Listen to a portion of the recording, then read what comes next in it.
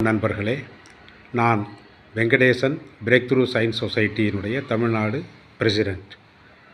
இந்த நங்கநல்லூரில் இருக்கக்கூடிய 166வது வட்டத்தின் ஏழூர் அம்மன் கோயில் குளத்தை ஆக்கிரமிப்பு செய்வதாக நான் கேள்விப்பட்டேன். குளம் ஆக்கிரமிப்பு செய்வது சட்டப்படியாக அந்த நடவடிக்கை எடுத்து முறைப்படுத்த வேண்டும்.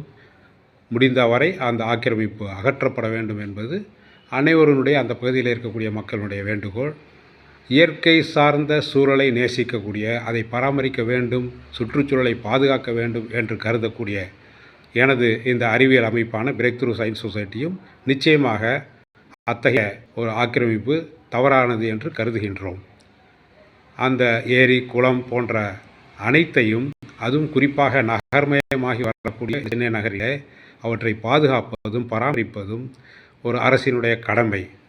அந்த நோக்கில் அரசு இதில் தலையிட்டு, அதிகாரிகளும் தலையிட்டு, அரசியல் தலைவர்களும் அதில் தலையிட்டு இதை தடுத்து நிறுத்த வேண்டும். ஏரி, குளம், கண்மாய்கள் இவற்றையெல்லாம் பாதுகாக்க வேண்டும். கடுமையான வெள்ளம் போன்ற பல்வேறு பிரச்சனைகளால் தாக்கப்படக்கூடிய நகரத்து மக்களினுடைய வாழ்க்கை நிலையையும் இயற்கை சூழ்நிலையையும் பாதுகாக்க வேண்டும் என்பதே எங்களது வேண்டுகோள்.